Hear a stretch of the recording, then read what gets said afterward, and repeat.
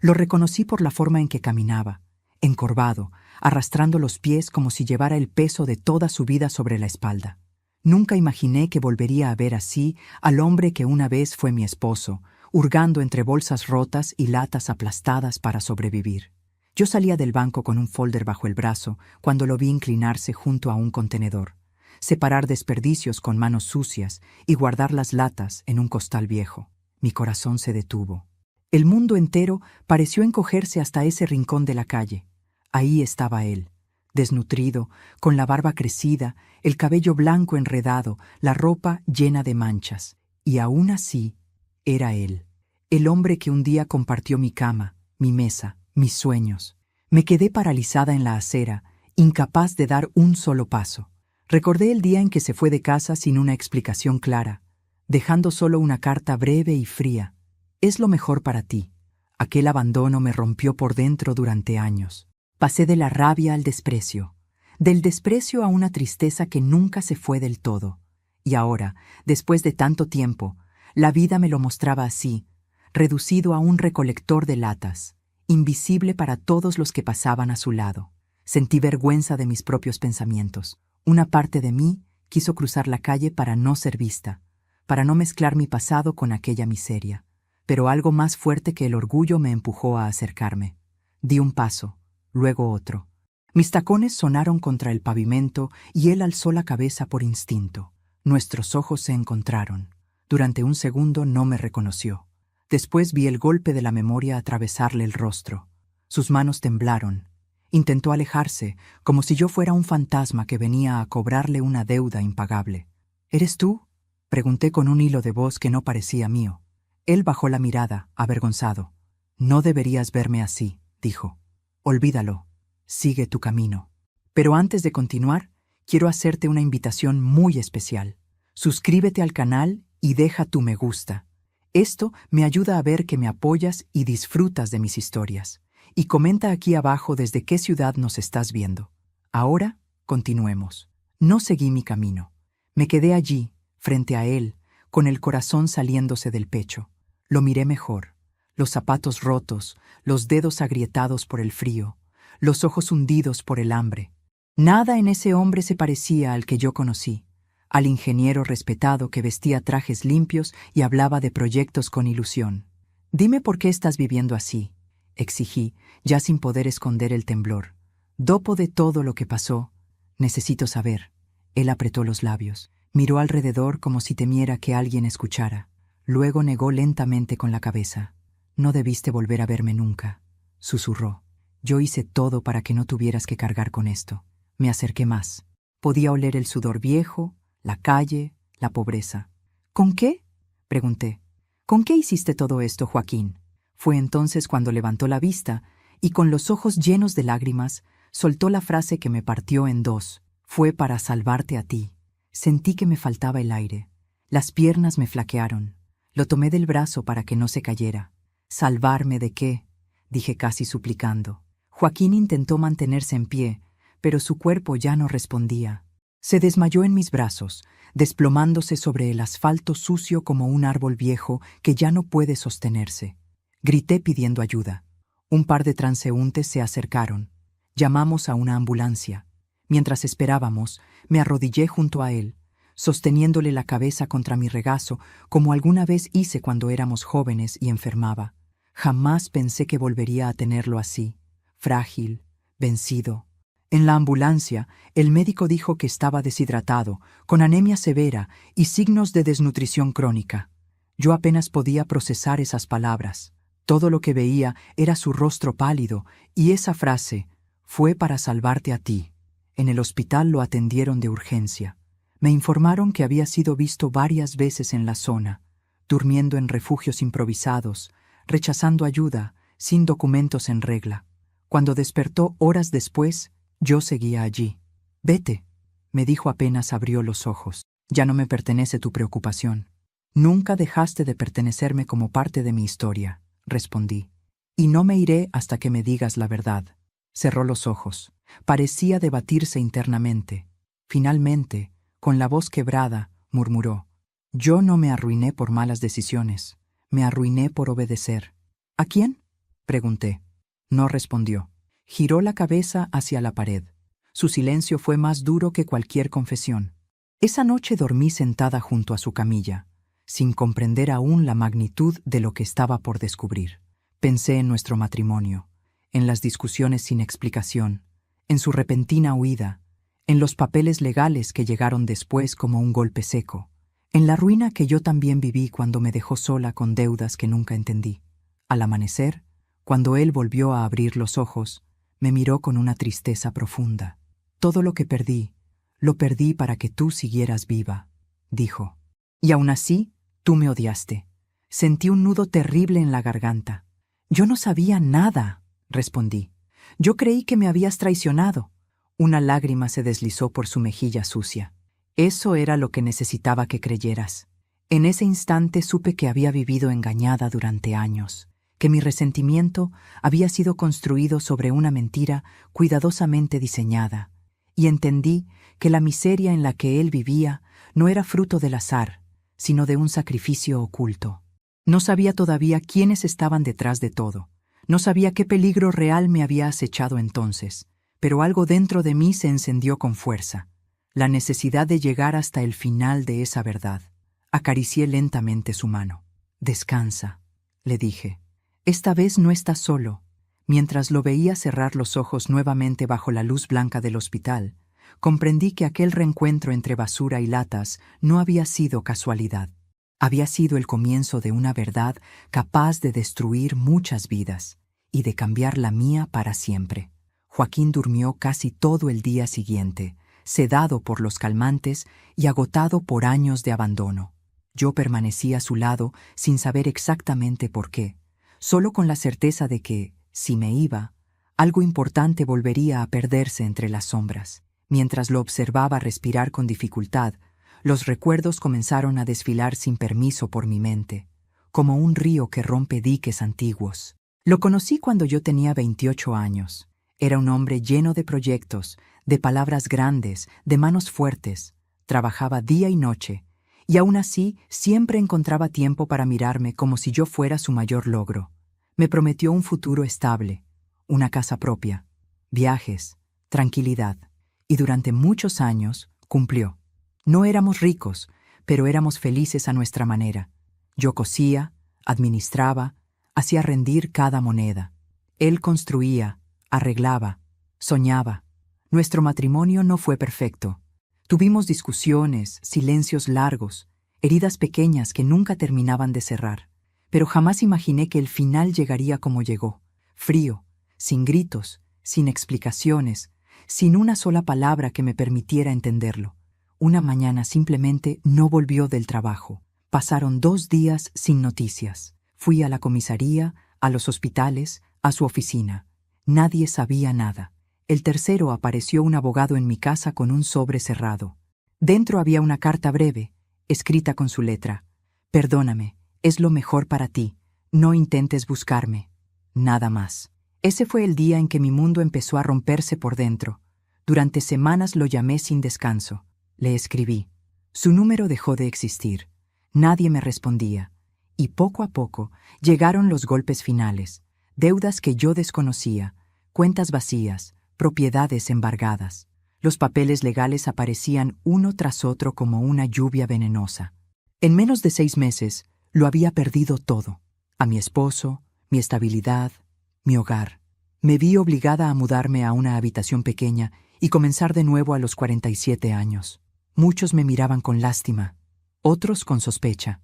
Algunos incluso me culpaban por su abandono. Algo habrás hecho, decían. Yo los dejaba decir, porque ni siquiera yo me entendía a mí misma.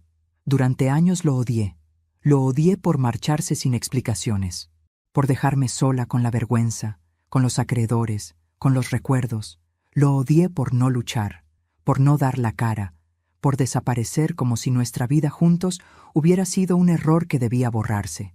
Esa noche, sentada al lado de su cama de hospital, aquel odio comenzó a resquebrajarse por primera vez. Cuando volvió a despertar, pedí a las enfermeras que nos dejaran solos. Cerré la puerta con cuidado. Joaquín me miró con cansancio. Sus ojos ya no eran los de antes. Estaban rotos por algo más profundo que la pobreza.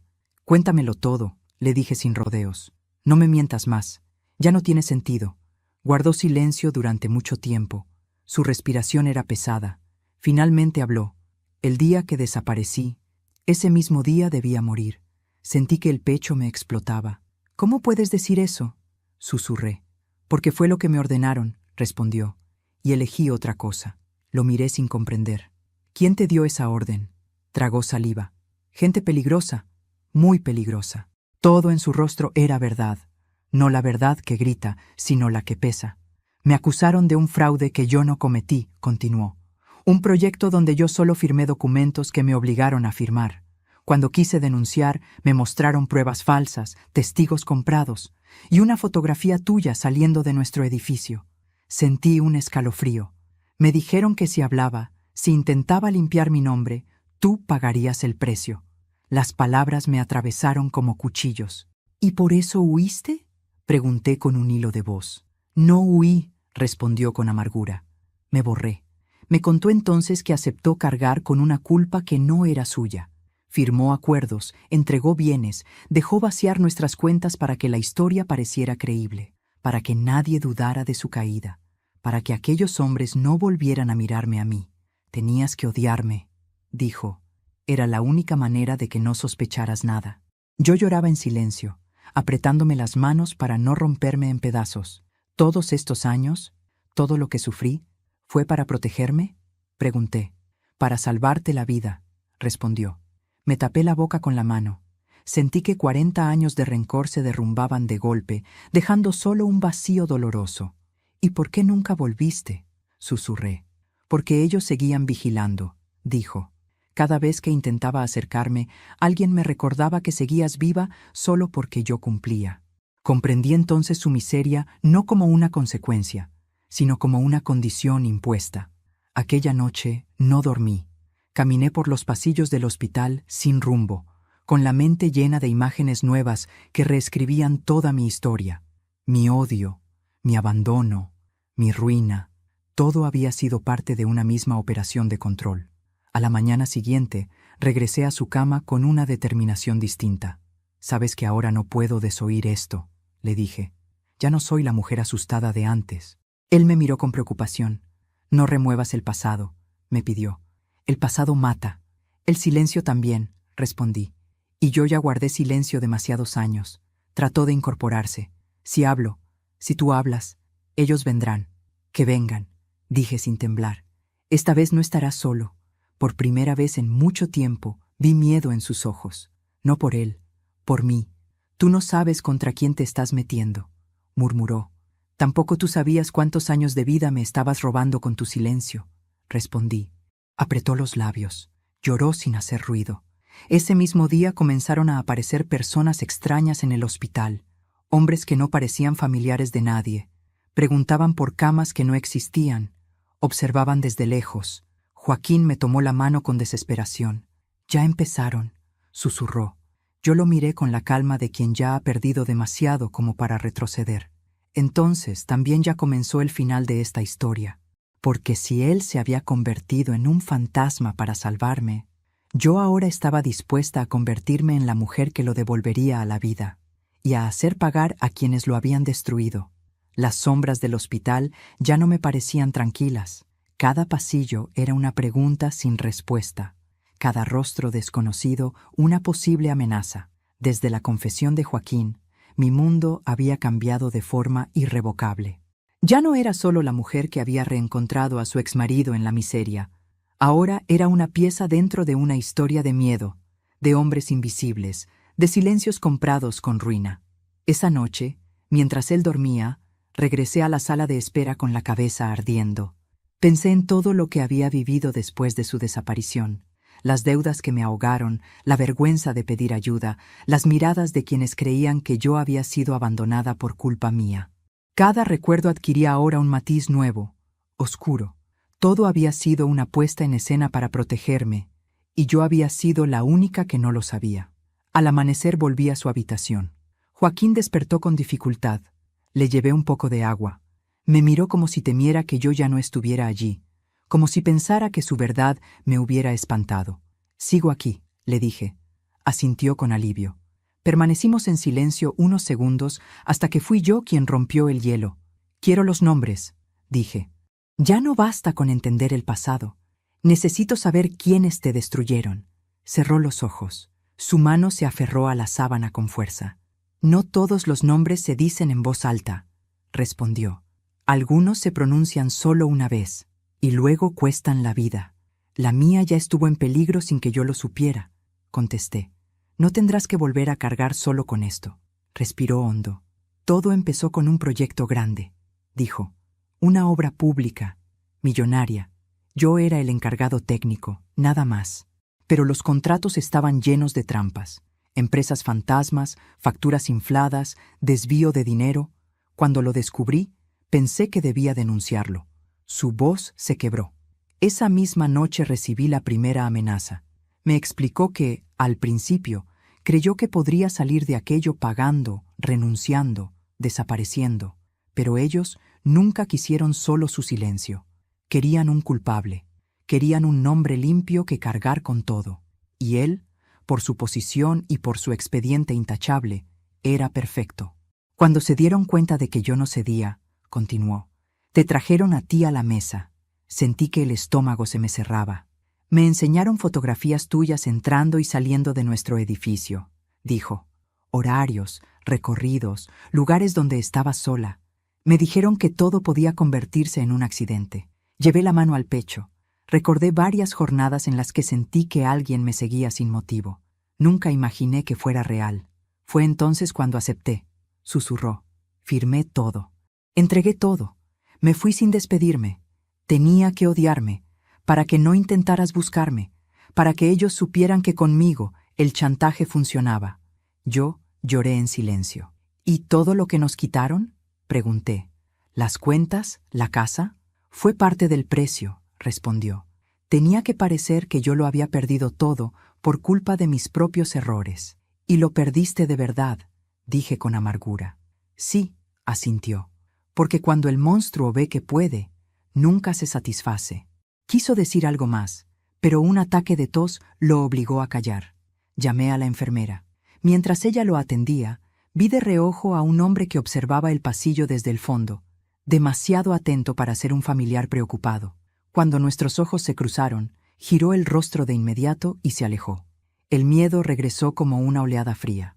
Aquella misma tarde, un médico se acercó a hablar conmigo en privado. Me explicó que Joaquín necesitaba más exámenes, que su estado era grave, pero estable. Antes de irse, bajó la voz. «Tenga cuidado con las visitas», me advirtió.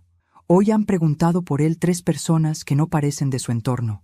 Sentí que se me aflojaban las rodillas. Regresé a su habitación con una decisión ya formada en el pecho. «No puedo seguir escuchándote a medias», le dije. «Si vas a hablar, habla ahora.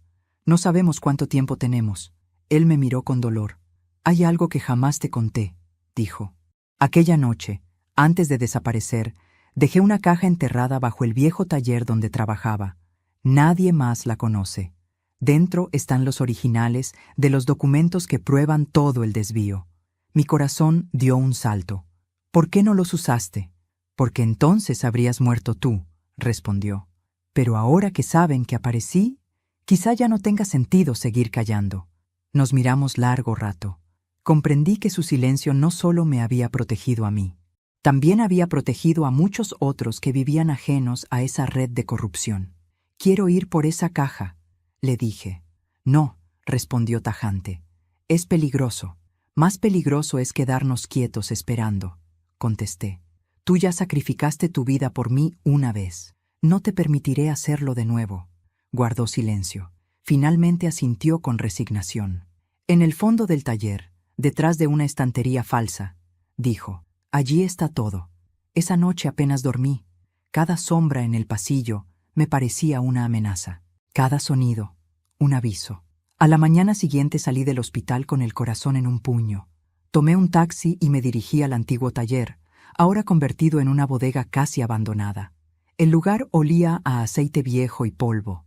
Caminé con pasos lentos, conteniendo la respiración. Encontré la estantería, moví cajas, toqué la pared hasta encontrar un hueco irregular. Cavé con una herramienta oxidada que estaba allí. Mis manos temblaban cuando toqué la caja metálica enterrada. La saqué con esfuerzo. Estaba pesada. La abrí con la llave que Joaquín me había descrito con palabras. Dentro había carpetas selladas, memorias, contratos con firmas verdaderas, fotos, grabaciones, pruebas suficientes para tumbar a más de un nombre poderoso. Sentí una mezcla de terror y determinación. No alcanzaba con saber la verdad.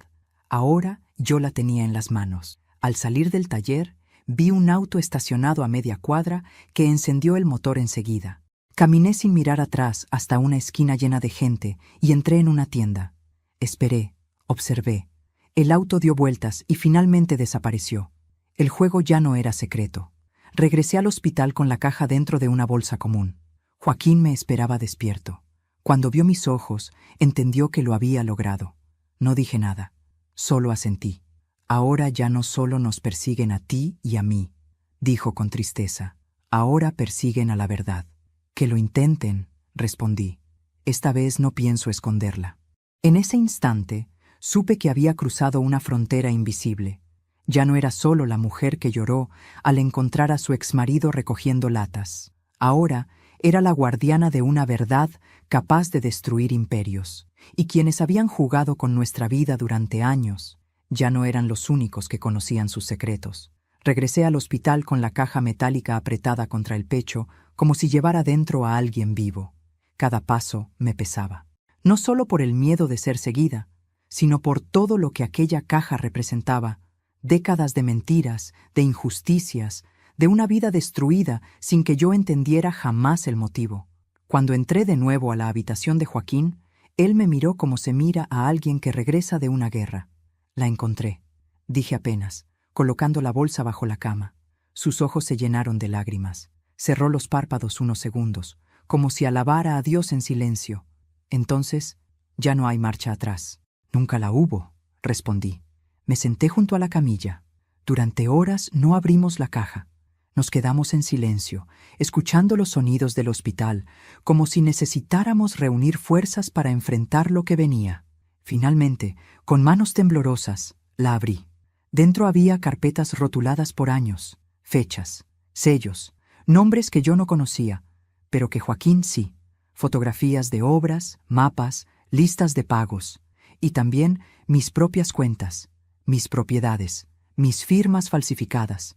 Vi documentos donde aparecía yo como deudora de sumas imposibles, contratos donde mi nombre estaba ligado a empresas fantasmas que yo jamás había escuchado. Todo estaba hecho para que, si algún día me investigaban, pareciera que la culpable había sido yo. Sentí un mareo tan fuerte que tuve que cerrar los ojos.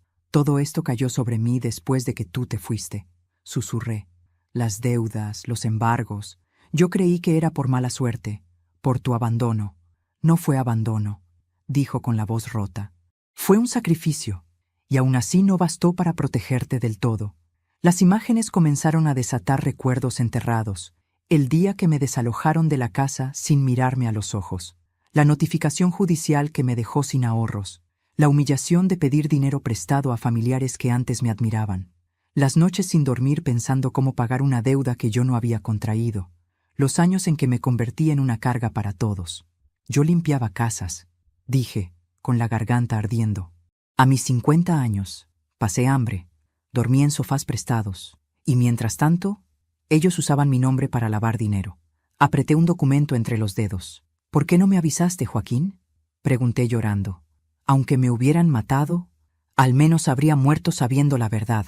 No, respondió con desesperación, porque yo tenía aún una ficha para negociarte la vida.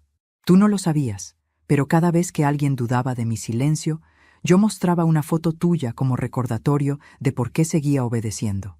Mis lágrimas cayeron sobre los papeles. Entonces mi miseria también fue parte del teatro, dije. Sí, asintió. Para que pareciera que tú y yo estábamos totalmente destruidos, para que nadie buscara más.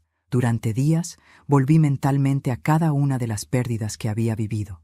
Nada había sido azar, nada había sido mala suerte. Yo había sido empujada, cuidadosamente, al borde del abismo, para que el peso de la culpa recayera sobre un hombre, y de paso sobre su mujer, arrastrada por la ruina. Salí de la habitación tambaleándome. Me senté sola en una banca del pasillo. Miré mis manos envejecidas, manchadas por la vida, por el trabajo duro que jamás entendí por qué tuve que hacer. Ahora la respuesta estaba allí. Alguien había decidido que yo debía caer para salvar una red de criminales. Esa noche no pude volver a dormir. Abrí la caja a solas en una pequeña sala donde nadie entraba. Leí uno por uno los documentos. Fui siguiendo las fechas. Descubrí nombres que había escuchado en noticieros, apellidos ligados a empresas grandes, a políticos, a hombres respetables. Yo, sin saberlo, había sido utilizada como pantalla para una red de corrupción gigantesca. Y ellos no solo le habían robado la vida a Joaquín, me habían robado la mía también. Al amanecer volví a su habitación. «Ya sé todo lo que perdí», le dije. «Ahora quiero saber quién me lo quitó». Él apretó los labios. «Si llegamos hasta el final, no habrá perdón», dijo. «Solo sangre judicial. Caerán muchos». «No quiero venganza ciega», respondí. «Quiero justicia con nombre y apellido». Me miró con una mezcla de orgullo y miedo. «Esa justicia mata lento». «Yo también morí lento durante años», dije sin temblar. «Ahora les toca a ellos caer sin máscaras». A partir de ese día dejé de ser solo una mujer herida por el pasado. Comencé a llamar, en secreto, a las mismas personas que antes me habían cerrado las puertas. Bancos, juzgados, antiguos socios. Usé los documentos de la caja como llave. Donde antes me negaban la entrada, ahora me escuchaban en silencio. Vi cómo los engranajes comenzaban a moverse. Algunos me dijeron que era imposible, otros que era tarde, unos pocos que era peligroso. «Lo sé», respondí siempre, «pero el peligro me persiguió toda la vida sin que yo lo eligiera. Ahora lo elijo yo». Joaquín empeoró durante esos días. Su cuerpo ya no resistía la carga de tantos años de abandono. Lo veía dormir y pensaba que quizás no llegaría a ver el final de todo aquello, y esa idea me apretaba el alma. Una tarde, con la voz débil, me tomó la mano. «Si yo no llego a verlos caer», susurró, «prométeme que no te detendrás». «Te lo prometo», respondí con lágrimas. «Esta vez nadie volverá a callarnos». Afuera del hospital comenzaron a aparecer rostros nuevos, hombres de traje, autos oscuros, llamadas sin voz, advertencias veladas. Sabía que las piezas del otro lado del tablero también se estaban moviendo, pero ya no estaba sola. Ya no era la mujer engañada del pasado. Ahora era la mujer que había descubierto por qué le habían robado la vida. Y cuando una mujer entiende por qué cayó, se vuelve mucho más peligrosa que antes de caer, porque ya no lucha solo por sobrevivir, lucha por recuperar cada año que le arrebataron, y yo acababa de comenzar. La habitación del hospital estaba en penumbra cuando regresé después de otra jornada de llamadas, citas y silencios incómodos. Joaquín dormía inquieto. Su pecho subía y bajaba con dificultad, como si cada respiración arrastrara un peso invisible. Me senté junto a él con la caja de metal aún resonando en mi memoria. Afuera, la noche parecía demasiado tranquila para todo lo que estaba a punto de estallar. Cuando abrió los ojos, me miró con una mezcla de gratitud y culpa. «Ya empezaron a moverse, ¿verdad?», susurró. «Sí», respondí. «Ya saben que alguien tiene los documentos». Cerró los ojos con cansancio. «Entonces, ya no hay forma fácil de salir de esto». «Nunca la hubo», le dije. «Pero ahora, por primera vez, no eres solo tú contra ellos». Guardamos silencio unos segundos. Después me incliné un poco hacia él. «Hay algo más que no me has dicho, Joaquín». «Lo sé, lo veo en tu mirada. Y lo necesito todo. Ahora». Su rostro se endureció. Por primera vez, desde que lo había reencontrado, vi verdadero terror en sus ojos. «Eso es lo único que no debí contarte nunca», murmuró, «porque cuando lo sepas, ya no habrá marcha atrás para ti». «Para mí no hay marcha atrás desde que te vi recogiendo latas», respondí. «Habla». Tardó largos segundos en hacerlo. Finalmente, con la voz rota, soltó la frase que me heló hasta los huesos. «Si hablo, si digo los nombres completos, te matan». Sentí un golpe seco en el estómago. «¿Así, sin más?», susurré. «Así de simple», confirmó. «No son solo empresarios corruptos. Hay gente del Estado, funcionarios, jueces comprados, personas que hacen desaparecer expedientes y personas». Un escalofrío recorrió mi espalda. Comprendí que aquello era más grande de lo que había imaginado. No se trataba solo de dinero, se trataba de poder crudo. Por eso acepté caer, continuó. Porque cuando me pusieron la foto tuya sobre la mesa y dijeron que todo podía parecer un asalto, un accidente, supe que no estaba negociando mi vida, estaba negociando la tuya. Mis ojos se llenaron de lágrimas. Y yo te odié durante años, dije. Te enterré vivo en mi corazón. Eso fue lo que me mantuvo con vida, respondió. Saber que, mientras tú me odiaras, estabas a salvo. Me cubrí el rostro con las manos. El pasado se reescribía a golpes dentro de mí. Cada recuerdo de rabia se transformaba ahora en un acto de amor torcido, doloroso, extremo. Dime los nombres, insistí, aunque me maten mañana. Él negó con la cabeza. Primero hay que asegurar las pruebas. No basta con tener la caja. Ellos pueden borrar rastros, fabricar incendios, asaltos, accidentes. Necesitamos que la verdad salga de una forma que no puedan tapar. ¿Cómo? Con prensa, con fiscales limpios, con testigos internacionales si es necesario. Respiré hondo. Entendí que esto ya no era solo una tragedia familiar, era una guerra contra una estructura podrida. Entonces, háblame de ellos, dije, aunque sea sin nombres aún. Joaquín cerró los ojos y comenzó a relatar en fragmentos.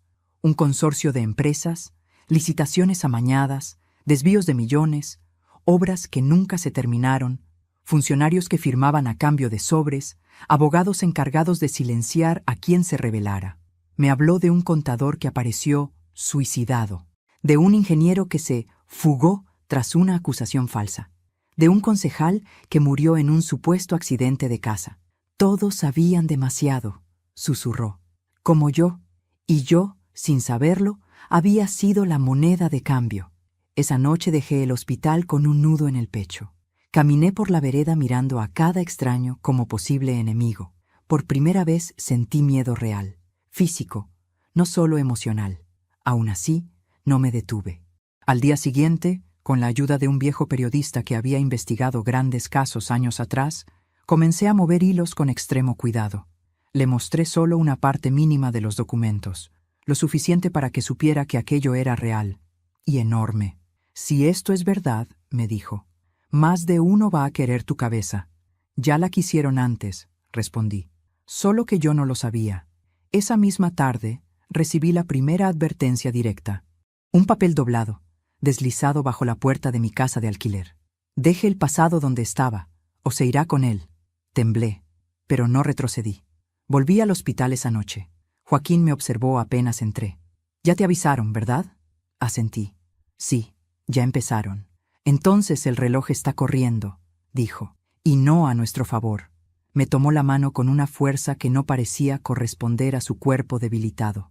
«Escúchame bien», dijo. «Si esto se tuerce, prométeme que no me salvarás a mí. Sálvate tú». «No», respondí sin dudar. «Ya te salvaste una vez por mí. Ahora nos salvamos juntos, o caemos juntos». Sus ojos se llenaron de una emoción que no supe nombrar. «Esa terquedad siempre fue tu mayor virtud, y tu mayor peligro». Sonreí por primera vez en días. En ese momento entendí algo con claridad brutal. Ellos habían apostado a mi miedo, a mi silencio, a mi fragilidad. Pero yo ya no era la mujer que limpiaba casas creyendo que la vida la había castigado sin razón. Ahora sabía por qué me habían destruido, y sabía exactamente contra quién estaba luchando. Antes de continuar, dime aquí en los comentarios qué te está pareciendo esta historia hasta ahora y qué harías tú en mi lugar. No te vayas del video, porque lo que viene a continuación te pondrá la piel de gallina. Aquella misma noche tomé una decisión definitiva. No solo iba a limpiar el nombre de Joaquín, iba a exponer a toda la red que le había robado la vida, y la mía. Aunque ese camino me costara la tranquilidad, aunque me costara mi última vejez en paz, aunque me costara la vida, porque ya no se trataba solo de justicia, se trataba de que el sacrificio de un hombre no quedara enterrado entre latas y basura. Y yo estaba dispuesta a hacer temblar a quienes creyeron que podían jugar a ser dioses con nuestras vidas. El periodista al que había acudido aceptó reunirse conmigo en un café discreto, lejos del hospital, lejos de mi casa, lejos de todo lo que pudiera delatarnos. Llevé conmigo solo una carpeta mínima de la caja metálica. No podía arriesgarlo todo en un primer encuentro. Él llegó con un cuaderno gastado y los ojos de quien ha visto demasiadas verdades y sabe el precio que se paga por contarlas. «Dígame por qué debería poner mi vida en riesgo a los 70 años», me dijo sin rodeos. Abrí la carpeta. Dejé que viera solo 2 documentos: una transferencia imposible, una licitación con firmas amañadas. El color se le fue del rostro. Esto es dinamita», murmuró. «¿De dónde sacó esto?» «De un hombre al que obligaron a desaparecer para salvarme». No hizo más preguntas. Supo que las respuestas no cabían en ese café. Esa misma tarde avisé a Joaquín de que el proceso había comenzado. Lo noté más pálido que nunca. La enfermedad lo estaba devorando por dentro con una lentitud cruel. «Entonces ya no hay retorno», susurró. Nunca lo hubo. Aquella noche, mientras la ciudad dormía, llegó el primer golpe directo. El periodista me llamó con la voz alterada. «Han saqueado mi oficina», dijo. «No se han llevado nada de valor, solo archivos. Y alguien dejó una nota en mi escritorio». Tragué saliva. ¿Qué decía? «Solo avisamos una vez». Sentí un frío antiguo recorrerme la columna. Lo supe con una claridad espantosa. Nos estaban observando muy de cerca. Decidí entonces mover todo a un lugar que nadie sospecharía. Una pequeña caja de seguridad en un banco provincial, lejos del circuito político. Depositamos allí varias copias cifradas de los archivos. El periodista conservó otras en un lugar que no quiso revelarme. Yo guardé una copia mínima como última salvaguarda. Aquella misma semana, un fiscal joven aceptó revisar el material de forma confidencial. Nos reunimos en su despacho cuando ya había caído la noche. Revisó los nombres, las cifras, los contratos. «¿Si esto es auténtico?», dijo con el ceño fruncido. «Hablamos de una red que lleva operando más de 20 años. Es auténtico», respondí. «Mi vida fue destruida para ocultarlo». Me miró a los ojos con una seriedad que no olvidaré. «Entonces no solo busca justicia personal, está a punto de tocar a gente muy poderosa». Ellos tocaron primero. El fiscal asintió. «Voy a proteger este expediente como si fuera mi propia familia». Salí de allí temblando. No de miedo, de vértigo. Pero el enemigo no dormía. 2 noches después, al regresar a mi casa de alquiler, encontré la puerta apenas entreabierta. Todo estaba revuelto. Los cajones abiertos, las fotografías desparramadas por el suelo. Nada de valor faltaba. Nada excepto una cosa. Mi álbum viejo de bodas. El mensaje era claro. «Sabemos quién eres. Sabemos a quién amas». Esa madrugada abracé a Joaquín sin decir palabra. Él entendió. «Ahora van a atacar donde más duele», susurró. «Ya lo hicieron antes», respondí. «Ya nada me quiebra como antes». Pero mentía, porque el miedo por él sí podía quebrarme. Días después llegó el golpe que casi nos destruye del todo. Joaquín empeoró de forma abrupta. Fiebre alta, fallas respiratorias. Lo trasladaron de urgencia a terapia intensiva.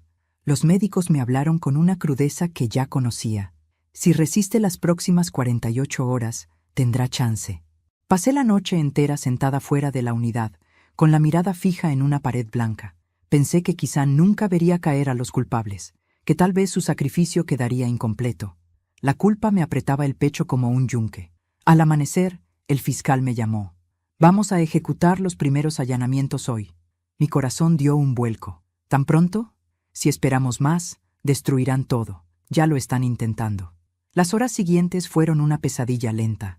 Noticias fragmentadas, llamadas cortas, operativos simultáneos, oficinas intervenidas, servidores incautados, empresarios respetables citados de urgencia. A media tarde, el periodista me envió un solo mensaje: «Esto va a explotar». Y explotó. Las primeras víctimas públicas de la red comenzaron a caer esa misma noche. Un presidente de consorcio detenido, un gerente prófugo, un exfuncionario entregado por su propio partido político para salvar la imagen. El país entero empezó a murmurar. Pero el enemigo también contraatacó. A la salida del hospital, un hombre intentó empujarme hacia la calle con un accidente demasiado perfecto. Me salvó un camillero que tropezó en el momento justo y me hizo caer hacia atrás. El auto pasó rozándome. Supe entonces que ya no tenía margen de error. Esa noche me senté junto a la cama de Joaquín, aún inconsciente. Le hablé como si pudiera oírme. «Ya no pueden esconderse», le dije. «Todo empieza a caer. No te rindas ahora». Una lágrima silenciosa corrió por mi mejilla.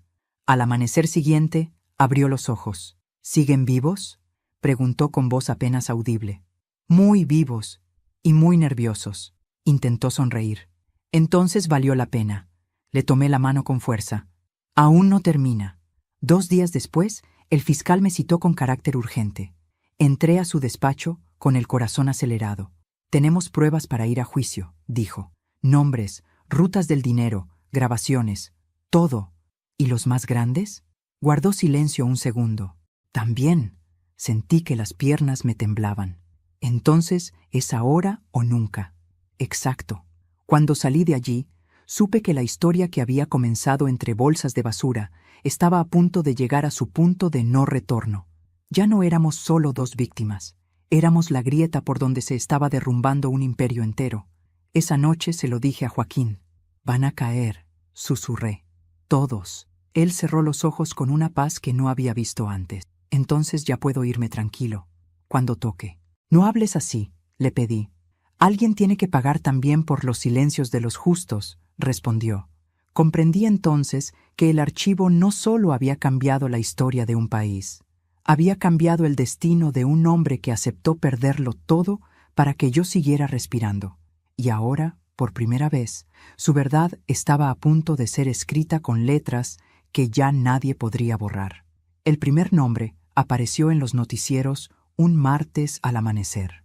Yo estaba sentada junto a la cama de Joaquín cuando el presentador pronunció, con voz solemne, el de un empresario al que todos admiraban. Lo vi en la pantalla esposado, con el rostro cubierto por una mano temblorosa. Sentí un estremecimiento recorrerme el cuerpo. No era alegría, era vértigo. La verdad acababa de cruzar el umbral del secreto para volverse pública. «Ya empezó», susurré. Joaquín abrió los ojos con dificultad y miró la pantalla. «Nunca pensé que viviría para ver esto», dijo con un hilo de voz. Ese mismo día cayó el segundo. Y el tercero. Allanamientos en distintos puntos de la ciudad, servidores incautados, oficinas cerradas con cintas judiciales. La red comenzaba a deshilacharse ante los ojos de todos. Los mismos hombres que durante años caminaron escoltados por el poder, ahora bajaban la cabeza frente a las cámaras. Pero nada de eso era limpio ni ordenado. Cada caída traía consigo un contraataque. Llamadas anónimas al hospital. Personas desconocidas que se detenían en la puerta más tiempo del necesario. Una nota deslizada bajo la silla de ruedas de Joaquín que decía: «Esto todavía no terminó». El fiscal me citó de urgencia 2 días después. «Necesitamos su testimonio formal», me dijo, no como la exesposa de él, sino como la principal depositaria de la documentación. Sentí un peso enorme caer sobre mis hombros. «¿Es seguro?». «En este punto, nada lo es», respondió. «Pero sin su testimonio, algunos intentarán negociar su salida». Acepté. El día de mi declaración, el edificio judicial estaba rodeado de prensa. Al entrar, sentí que cada mirada me atravesaba como un dardo. Yo, una mujer de 67 años, que durante tanto tiempo fue invisible, ahora era la pieza clave de un proceso que sacudía a medio país. Dentro de la sala estaban ellos, algunos con trajes impecables, otros con la dignidad ya rota. Reconocí a 2 de los nombres que Joaquín me había dicho entre susurros en el hospital. Sentí un temblor frío en las manos, pero no me detuve. El fiscal comenzó a nombrar fechas, cifras, contratos. Luego me llamó al estrado. «¿Reconoce estos documentos?», preguntó mostrándome una carpeta. «Sí», respondí. «Durante años pensé que eran la causa de mi ruina. Hoy sé que eran el mecanismo de su crimen». El murmullo recorrió la sala. «¿Puede explicar cómo llegaron a su poder?». Respiré hondo y conté todo. El taller, la caja enterrada, la confesión de Joaquín, las pruebas, las amenazas, la persecución. No omití nada. Cada palabra era una losa que caía sobre aquellos hombres que durante décadas jugaron a mover vidas como piezas sacrificables. Uno de ellos se levantó de pronto y me señaló con rabia. «Esta mujer miente», gritó. «Está manipulada por un criminal». El juez ordenó silencio. «Esa mujer», dijo mirando a todos con severidad. Es la razón por la que hoy estamos aquí. Y ustedes, señores, son la razón por la que ella vivió marcada por la ruina. Sentí las rodillas aflojarse. El fiscal me sostuvo el brazo para que pudiera sentarme. Horas después, cuando la audiencia terminó, ya no quedaban dudas. Las pruebas eran abrumadoras. Varias prisiones preventivas quedaron firmadas ese mismo día. Algunos intentaron negociar. Otros se declararon víctimas. 2 pidieron protección por temor a represalias. El castillo de poder se desmoronaba desde dentro. Volví al hospital con el corazón desbordado. Joaquín me esperaba despierto. ¿Cayeron?, preguntó. Sí, respondí con lágrimas. Empezaron a caer. Cerró los ojos y sonrió con una paz que me dolió. Entonces ya puedo descansar un poco. No te atrevas a rendirte ahora, le dije apretándole la mano. Aún falta lo más importante. ¿Qué falta? Que limpien tu nombre, respondí. 3 días después estalló la noticia que cerró el círculo. Un funcionario de alto nivel, hasta entonces intocable, fue detenido al intentar salir del país con documentación falsa. En su computadora encontraron registros directos de las operaciones ilegales y, entre ellas, el nombre de Joaquín figuraba como chivo expiatorio principal, con instrucciones claras de sostener la caída para proteger la cima. El fiscal vino en persona al hospital. «Señor Joaquín», dijo con solemnidad, «oficialmente usted queda exonerado de todo cargo. Su nombre ha sido limpio ante la justicia». Joaquín me miró sin comprender. «Eso significa que usted fue víctima de una extorsión criminal», completó el fiscal, «y que su sacrificio permitió desmantelar una de las redes más grandes del país». Joaquín comenzó a llorar en silencio. Yo lo abracé con cuidado para no dañarlo. «Lo logramos», susurré. «Después de tantos años, lo logramos, pero la justicia siempre llega con un precio». Esa misma madrugada, su estado se agravó sin aviso. Una hemorragia interna, alarmas, médicos corriendo. Yo me quedé afuera de la sala de urgencias, con las manos pegadas al pecho, rogando a un Dios al que hacía años no me atrevía a hablarle. Pasaron horas interminables. Cuando el médico finalmente salió, su rostro lo dijo todo. «Hicimos lo posible», murmuró. Pero su cuerpo estaba muy debilitado. Sentí que el mundo se partía en 2. Entré a la habitación con pasos torcidos. Joaquín estaba allí, conectado a máquinas, con los ojos cerrados. Me acerqué y le tomé la mano. «Te llevaste la verdad contigo hasta el final», le susurré, «y ahora todos la conocen». Abrió los ojos por última vez. Me miró con un amor que jamás olvidaré. «Valió la pena», dijo apenas. «Tú estás viva, y ya no te odiarán por mi culpa». Una lágrima silenciosa rodó por su mejilla. «No te odié nunca.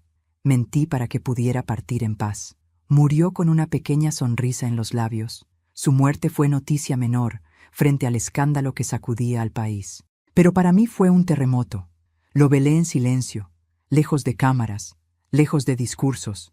Solo yo, su verdad y el peso de todos los años robados. Días después, cuando enterré a Joaquín, uno de los fiscales se me acercó.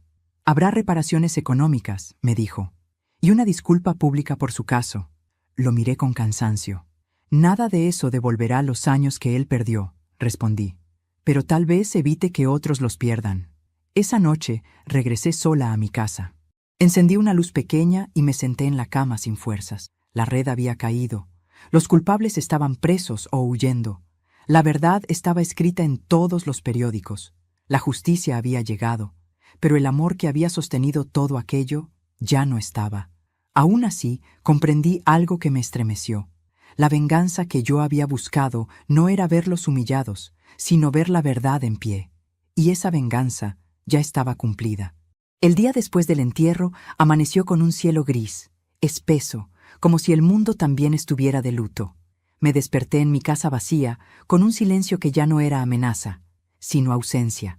Durante años había vivido acompañada por el ruido del resentimiento, del miedo, de la duda. Ahora todo eso había terminado, y con ello también había terminado Joaquín. Me senté en la cama mirando mis manos, esperando sentir algo claro: dolor, alivio, rabia, pero solo había una mezcla lenta y pesada de todo. Salí a caminar sin rumbo. La ciudad seguía viva, indiferente al hombre que había muerto para salvarme. Gente apurada, niños yendo a la escuela, vendedores gritando ofertas. Nadie sabía que bajo mis costillas latía una historia terrible y silenciosa. Nadie sabía lo que había costado limpiar un nombre destruido por la corrupción. Ese mismo día fui citada por la fiscalía para cerrar asuntos pendientes. En una sala sobria me esperaban el fiscal, un secretario y un representante del Estado. Me ofrecieron café que rechacé. «Señora», dijo el fiscal, «la causa ha sido oficialmente cerrada. Todos los implicados principales han sido procesados, algunos ya condenados, otros esperan sentencia». Asentí en silencio. Además, continuó, «el Estado ha determinado una reparación económica por los daños ocasionados durante todos estos años. También habrá un acto público de reconocimiento por la injusticia cometida contra usted y su exesposo». Sentí un nudo en la garganta. Él no vivió para escuchar esas palabras. Dije, «Eso pesa más que cualquier dinero». El fiscal bajó la mirada. «Lo sabemos. Y es una deuda que nunca se podrá saldar del todo». Firmé documentos con una mano firme que no parecía mía. Acepté la reparación por una razón muy simple. No para mí, sino para que el sacrificio de Joaquín tuviera un eco real, tangible, que demostrara que no todo quedó enterrado con él. Al salir, los periodistas me esperaban afuera. Micrófonos, cámaras, preguntas que caían como piedras. ¿Cómo se siente después de todo lo ocurrido? ¿Qué piensa de la red de corrupción? ¿Perdona a los responsables? No respondí a ninguna. Caminé entre ellos con la cabeza erguida. Joaquín había soportado la ruina en silencio. Yo no iba a convertir su historia en un espectáculo. Esa noche regresé a casa agotada. Sobre la mesa me esperaba un sobre blanco sin remitente. Lo abrí con una inquietud que aún no me abandonaba del todo. Dentro había una hoja doblada con una sola frase escrita a mano. «Él ganó. Y tú también». No había amenaza. No había rencor. Solo un reconocimiento tardío de alguien que, seguramente, había entendido que ya no quedaba nada por ocultar. Rompí la hoja y la arrojé a la basura. El pasado ya no tenía permiso para tocar mi presente. Con los días, el ruido del escándalo fue apagándose. Nuevas noticias ocuparon los titulares.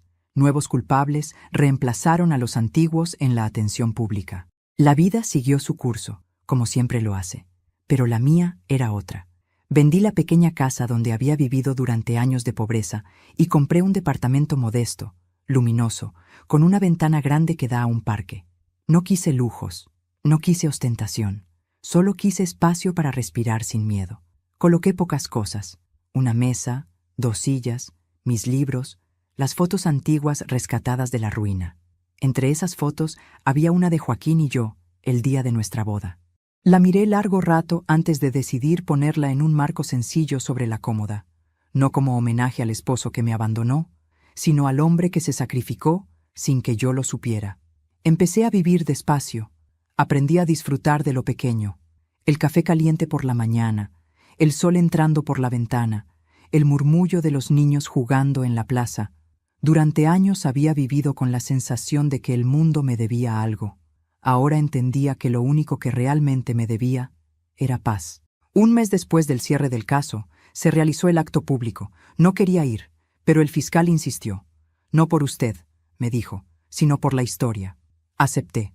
En el gran salón del Palacio de Justicia leyeron un comunicado oficial. Nombraron a Joaquín como víctima de una extorsión criminal de gran escala. Reconocieron que había sido utilizado como chivo expiatorio, que su vida había sido destruida para proteger intereses ilegales. Cuando pronunciaron su nombre completo, sentí que el aire se me quebraba en el pecho. Me invitaron a pasar al frente. Caminé con pasos lentos. El auditorio me miraba en silencio. El fiscal me entregó una carpeta con la resolución final. «En nombre del Estado», dijo, «pedimos perdón por haber llegado tarde». Tomé la carpeta. No supe qué responder. No había palabras suficientes para tanto daño, ni suficientes para tanto cierre. Esa noche volví a casa con el corazón cansado. Me senté junto a la ventana abierta. El viento movía suavemente las cortinas. Pensé en la mujer que fui cuando Joaquín desapareció, en la rabia, en la humillación, en el hambre, en el odio que me sostuvo en pie durante años. Nada de eso había sido en vano, comprendí. Cada lágrima, cada caída, Cada noche sin respuesta me había traído hasta este punto de verdad. Pero el precio había sido altísimo. A veces me duele pensar que, si hubiera sabido antes, tal vez podría haber hecho algo distinto. Luego entiendo que eso es una ilusión. Ellos tenían el poder. Nosotros solo teníamos el silencio como escudo, y él eligió cargarlo por mí. Un día, revisando la caja con los últimos documentos que aún conservaba, encontré una nota pequeña, doblada entre 2 contratos. Era una letra antigua. La reconocí al instante. Era de Joaquín. Si algún día lees esto, es porque ya no estoy. No me recuerdes como el hombre que cayó, sino como el que te amó incluso cuando tuvo que engañarte para salvarte. Perderte fue el precio más alto, pero salvarte fue mi única victoria. Lloré como no había llorado en todos esos meses. Lloré sin vergüenza, sin contención, sin orgullo. Lloré por lo que fue, por lo que no pudo ser, por lo que él nunca pudo vivir. Con el tiempo aprendí a hablar de él sin que la voz se me rompiera. Aprendí a contar su historia a quien quisiera escucharla, no como una tragedia, sino como un acto extremo de amor. Algunos me decían que había sido un héroe. Yo decía que solo había sido un hombre acorralado que eligió salvar a quien amaba. A mis 67 años comencé de nuevo, no con ilusiones de juventud, no con promesas grandiosas, sino con algo más difícil y más valioso. Verdad, hoy camino sin miedo. Ya no miro atrás buscando sombras. Ya no espero golpes ocultos. Ya no odio al hombre que un día desapareció sin explicación. Hoy sé por qué lo hizo, y sé lo que me dejó. Me dejó la vida. Y aunque ese regalo vino envuelto en ruina, dolor y silencio, fue el regalo más grande que alguien pudo hacerme, porque gracias a su sacrificio, hoy puedo decir, con el corazón sereno, que sigo aquí, viva, libre, y por primera vez en muchos años, en paz. Hoy me siento junto a la ventana de mi pequeño departamento y miro la vida pasar allá afuera, y todavía me cuesta creer todo lo que sobreviví. Escucho a los niños jugando en el parque, siento el sol entrando despacio por la cortina, y por primera vez en muchos años no tengo miedo. Ya no reviso quién camina detrás de mí, ya no tiemblo al escuchar un ruido en la puerta, ya no sospecho de cada taza que llevo a mis labios. Durante demasiado tiempo viví pensando que había sido abandonada, que el hombre que amé me destruyó por egoísmo, que mi ruina había sido culpa de su cobardía, y resulta que fue todo lo contrario. Resulta que él cargó con mi dolor para que yo siguiera respirando. Resulta que perdió su vida para salvar la mía, sin que yo lo supiera. Perdimos años que nadie nos devolverá, años de odio, de silencio, de hambre, de humillación. Años que viví creyendo que estaba sola en el mundo, y hoy entiendo algo que me estremece. Todo ese tiempo, aunque no lo supiera, alguien estaba pagando mi libertad con su propia condena. Yo no celebro la caída de nadie. No me alegró verlos presos. No me dio paz verlos derrotados. Mi verdadera paz llegó cuando supe la verdad, cuando su nombre quedó limpio, cuando entendí que no me había mentido por crueldad, sino por amor. Hoy vivo con poco, pero vivo tranquila. Duermo en paz, camino sin miedo, y cada mañana agradezco por una cosa sencilla y enorme a la vez. Sigo viva, y ahora sé por qué. A mis 67 años no busco venganza, busco silencio, busco calma, busco honrar el sacrificio de un hombre que se fue cargando con todo para que yo no cargara con nada. Y lo honro viviendo, viviendo sin miedo, viviendo sin rencor, viviendo sin cadenas. Porque después de tanto dolor, también merezco descansar. Y ahora, si escuchaste esta historia hasta el final, te invito a suscribirte al canal y dejar tu me gusta. Eso me ayuda muchísimo a seguir compartiendo historias reales, profundas, humanas. Cuéntame aquí en los comentarios qué habrías hecho tú en mi lugar y desde qué ciudad me estás escuchando. Me encanta leer los comentarios. Gracias de corazón por quedarte conmigo hasta el final.